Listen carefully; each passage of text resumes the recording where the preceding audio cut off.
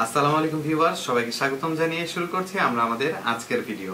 আমাদের আজকের ভিডিওর বিষয় হচ্ছে বাংলাদেশে কিন্তু অলরেডি অ্যালন মাস্কের স্টারলিংকের যে ইন্টারনেট কানেকশন রয়েছে, অর্থাৎ স্টারলিংক স্যাটেলাইট ইন্টারনেট কানেকশন, সেটি চলে এসেছে। এবং এই স্টারলিংকটা আসলে কি, আর এটি কিভাবে কাজ করবে, টেকনোলজি কি, আর কত কেমন খরচ পড়তে পারে আনুমানিক, এবং এটি কাদের জন্য এবং কাদের জন্য না, আর এর সুবিধা কি কি অসুবিধা কি কি, এর জন্য কাদের অসুবিধা হবে, সেই সম্পূর্ণ বিষয়টি এই ভিডিওতে আলোচনা করব। তো বন্ধুরা, সম্পূর্ণ ভিডিওটি দেখার অনুরোধ থাকছে। আর যারা আমার চ্যানেলে নতুন, অবশ্যই চ্যানেলটি সাবস্ক্রাইব করে বেল আইকন প্রেস করে রাখুন, যাতে এই ধরনের ফ্যাক্টস এবং এই ধরনের মজার মজার টেকনিক্যাল ভিডিও সবার প্রথম আপনার কাছে চলে আসে। তো বন্ধুরা, দেরি না করে চলুন সরাসরি আমরা মূল ভিডিওতে জাম্প করি।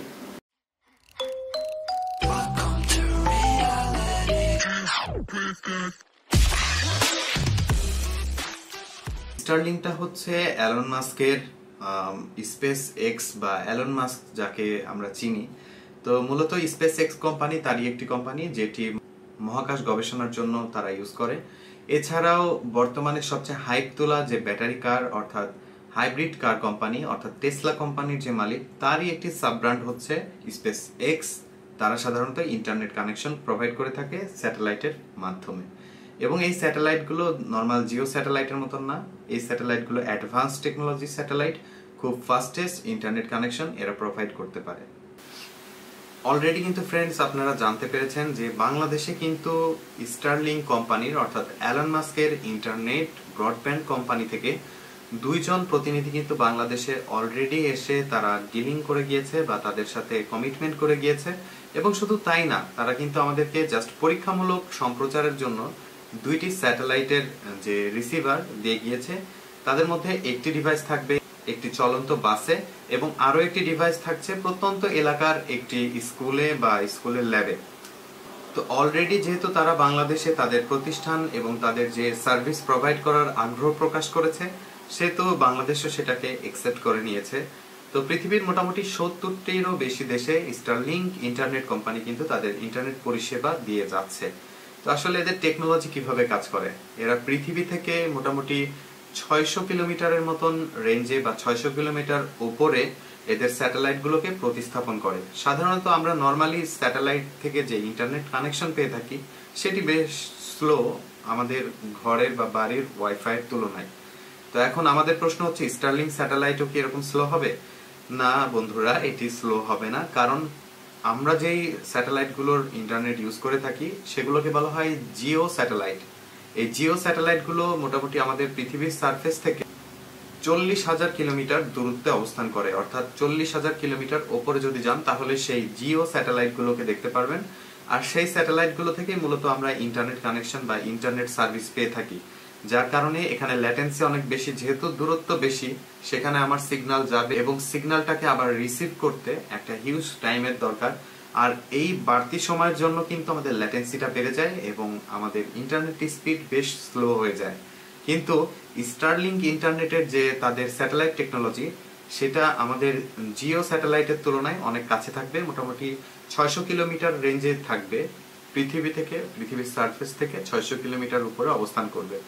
যেহেতু অনেক কাছে, সেহেতু এখান থেকে ইন্টারনেটের কানেকশন বা আমাদের যে সিগন্যাল সেটি খুব দ্রুতই পৌঁছাবে এবং আদান প্রদান করা সম্ভব হবে, যার ফলে ল্যাটেন্সি অনেক কম থাকবে। এবং যখন এই স্যাটেলাইট গুলোকে উড্ডয়ন করা হয় বা এগুলো যখন ফ্লো হতে থাকে, অর্থাৎ মহাশূন্যে যখন ঘুরতে থাকে বা একটা নির্দিষ্ট একটি সারফেসে ঘুরে, 4টি স্যাটেলাইট একসাথে কানেক্টেড থাকে তাদের ভেতরে লেজার টেকনোলজির মাধ্যমে। অর্থাৎ এরা একটার থেকে আরেকটা দূরে সরে যায় না এবং এরা একাধারে একই সাথে আপনাদেরকে ইন্টারনেট কানেকশন প্রোভাইড করবে। সেহেতু কোনো চিন্তা নাই। প্রত্যন্ত এলাকা, পাহাড়ি এলাকা, দুর্গম এলাকা, যেখানে নেটওয়ার্কের সমস্যা, যেখানে আপনি নর্মাল ফোনের ইন্টারনেট কানেকশন ছাড়া কোনো উপায় নেই এবং তাও আবার স্লো ইন্টারনেট ব্যবহার করতে হচ্ছে, তারাও এখন ফাস্টেস্ট ইন্টারনেট পেয়ে যাবে। স্টারলিংক কোম্পানি কিন্তু প্রতিজ্ঞাবদ্ধ যে তাদের ফ্লোলেস ইন্টারনেট কানেকশন এবং তাদের স্পিড কখনো ড্রপ হবে না। এই কমিটমেন্ট গুলো তারা অলরেডি করেছে এবং অনেক দেশেই কিন্তু আমরা দেখেছি তাদের ইন্টারনেট পরিষেবা তারা দিয়ে যাচ্ছে। তো যেহেতু দুর্গম এলাকার কথা আসলো, সেহেতু পাহাড় পর্বত সব জায়গার মানুষই কিন্তু এখন স্টারলিংক ইন্টারনেট সেবাটি পেতে পারবে। তো এখন প্রশ্ন হচ্ছে, এই ইন্টারনেট সেবা পেতে হলে কিভাবে আমরা সাবস্ক্রিপশন নিব, কিভাবে এটি কাজ করে? প্রথমত এর একটি রিসিভার থাকে, রিসিভার থেকে এরা সরাসরি স্যাটেলাইট দিয়ে ইন্টারনেট কানেকশন বা যে সিগন্যাল সেটাকে রিসিভ করে, এবং তারপর নর্মালি আপনার বাসায় যে রাউটারগুলো ইউজ করেন সেই রাউটার থাকলেই হবে, সেই রাউটারে সরাসরি কানেক্ট করে দিলেই আপনারা ইন্টারনেট সেবা পেতে পারেন বা পরিষেবাটি পেতে পারেন। এছাড়াও এদের মোবাইল ইন্টারনেট প্যাকেজ বা মোবাইল পরিষেবা যেটাকে বলা হয় সেরকম মোবাইল পরিষেবাও কিন্তু রয়েছে, অর্থাৎ আপনাদের ফোনের ইন্টারনেট কানেকশন বা আপনাদের ফোনে জাস্ট একটা অ্যাপ ইনস্টল করতে হবে এবং এই অ্যাপের মাধ্যমে কিন্তু সরাসরি স্যাটেলাইট থেকে আপনারা সিগন্যাল রিসিভ করতে পারবেন আপনাদের স্মার্টফোনে। বাট এটা বাংলাদেশে এই পরিষেবাটা চালু করা হবে কিনা এখনো পর্যন্ত এটা শিওর না, বাট হ্যাঁ এই স্টারলিংকের যে ইন্টারনেট পরিষেবা রাউটারের মাধ্যমে আপনারা বাড়িতে এবং অফিসে পাবেন সেটি আসলে পসিবল। মোটামুটি এই কানেকশনটা স্টার্ট করার জন্য আপনাদের $100 কাছাকাছি খরচ করতে হতে পারে, অর্থাৎ আমাদের দেশ টাকায় মোটামুটি 10,000 টাকার আশপাশে, এবং তারপরে মান্থলি একটি চার্জ তারা রেখেছে। কিন্তু এটা যেহেতু আমাদের দেশে এখন পরীক্ষামূলক সম্প্রচার হচ্ছে বা পরীক্ষামূলকভাবে ইউজ হচ্ছে, তো যখন এটা কমার্শিয়াল পর্যায়ে যাবে তখন এই প্রাইসটা নিয়ে আলোচনা করে এটাকে নেগোসিয়েট করা হবে যাতে বাংলাদেশ অনুযায়ী সবাই যাতে ইন্টারনেট পরিষেবাটা পেতে পারে সেরকম প্যাকেজ নির্ধারণ করা হবে। তো চিন্তার কিছু নাই, আপনাদের মাঝে হয়তো রিজনেবল একটা প্রাইসেই আসবে। এখন কথা হচ্ছে এই ইন্টারনেট সেবাটি বা ইন্টারনেট কানেকশন কাদের জন্য? মূলত যাদের হাই স্পিড ইন্টারনেট দরকার, যেটি ফ্লোলেস অর্থাৎ কারেন্ট গেলেও চলবে বা কোনো প্রবলেম থাকবে না, এক কথায় যদি কোনো এলাকা সাপোজ কোনো কারণে ক্ষতিগ্রস্ত হলো, কোনো দুর্যোগের কারণে ক্ষতিগ্রস্ত হলো, যুদ্ধের কারণে ক্ষতিগ্রস্ত হলো, সেই সব এলাকাতেও যাতে নিরবচ্ছিন্ন ইন্টারনেট সংযোগ থাকে সেই জন্য কিন্তু স্টারলিংকের আগমন বা স্টারলিংক প্রোভাইড করা হচ্ছে। তো বন্ধুরা, নেবেন কি নেবেন না এটি আপনার পার্সোনাল ব্যাপার। আর সবচেয়ে বড় কথা, আমাদের বাসায় যে ইন্টারনেট কানেকশন রয়েছে সেটি কিন্তু খারাপ না, আমরা ভালোই সার্ভিস পাচ্ছি। দৈনন্দিন যে ডেইলি বেসিস আমরা কাজ করে থাকি সেই কাজগুলো পারফেক্টলি হয়ে যাচ্ছে। তো কেন আমরা এত টাকা খরচ করে স্টারলিংক নিব? তারপরও যারা নিতে চাচ্ছেন বা এক্সাইটেড তারা অবশ্যই নিতে পারেন, আপনাদের জন্যই তারা সেবাটি আনতেছে। আর আমার পার্সোনাল অপিনিয়ন যদি দিতে যাই তাহলে না, আমার স্টারলিংক দরকার নাই, আমি ভালো আছি আমার ইন্টারনেট সেবা নিয়ে। আর আপনারা কারা কারা কি মানে কোন কোম্পানির ইন্টারনেট ইউজ করছেন কমেন্ট সেকশনে জানাবেন, আমিও দেখবো আমার ফ্রেন্ডরা বা ফ্যামিলিরা কি কি ইন্টারনেট ব্যবহার করছে। তো বন্ধুরা, এবার কথা বলবো এই স্টারলিংক পরিষেবার পেছনের সমস্যাগুলো নিয়ে, কি কি সমস্যা ফেস করা লাগতে পারে।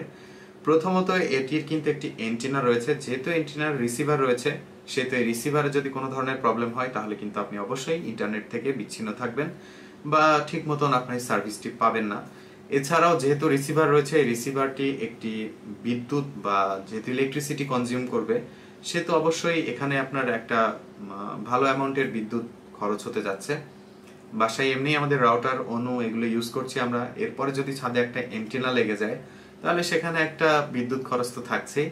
এরপর যদি কথা বলি এর সার্ভিস নিয়ে, আসলে সার্ভিসটা কতটুকু কেমন দিতে পারবে এই নিয়ে আমার সন্দেহ রয়েছে, কারণ আমাদের দেশ দুর্যোগ প্রবণ দেশ, প্রচুর পরিমাণে ঝড় বৃষ্টি সবসময় হতেই থাকে। দেখা গেল স্যাটেলাইট তো খুব বেশি দূরত্বে নাই, কাছেই, মোটামুটি 600+ কিলোমিটার দূরেই থাকবে।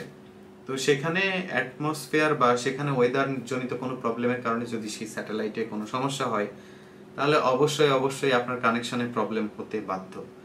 তারপরে আরো কিছু বিষয় থাকে, যে বিষয়গুলো হচ্ছে পরিবেশের উপর একটা ইফেক্ট। এত পরিমাণ স্যাটেলাইট যদি আকাশে উঠতে থাকে তাহলে অবশ্যই তার একটি ইম্প্যাক্ট তো পড়বেই। যেহেতু ওয়াইফাই ওয়্যারলেস ফিডিলিটি কানেকশন, সেহেতু এটার একটা নির্দিষ্ট ওয়েব রয়েছে। আর ওয়েব সাধারণত আমাদের সবারই এখন ক্ষতি করছে, বিশেষ করে বড় যে গাছপালা রয়েছে, নারকেল গাছ বা তাল গাছ, সুপারি গাছ, এই জাতীয় গাছগুলোর কিন্তু বেশ ক্ষতি সাধন হচ্ছে। তো আই ডোন্ট নো, বাট ক্ষতি হওয়ার সম্ভাবনা থেকেই যাচ্ছে। তো বন্ধুরা, আপনারাও কমেন্ট সেকশনে কমেন্ট করে জানাবেন যদি নতুন কোনো নিউজ স্টারলিংক সম্পর্কে আপনারা জেনে থাকেন। তো অবশ্যই আমি আপনাদের থেকে কিছুটা নলেজ নিতে পারবো বা নেওয়ার সুযোগ হবে। আর অবশ্যই আপনারা যদি এই ভিডিও থেকে নতুন কিছু জানতে পারেন তো অবশ্যই চ্যানেলটি সাবস্ক্রাইব করে বেল আইকন প্রেস করে রাখবেন, আর ভিডিওটিতে লাইক দিতে ভুলবেন না। তো বন্ধুরা, দেখা হচ্ছে নতুন কোনো ভিডিওতে। সেই পর্যন্ত সুস্থ থাকুন, ভালো থাকুন, আর আমাদের চ্যানেলের সাথেই থাকুন। আল্লাহ হাফেজ।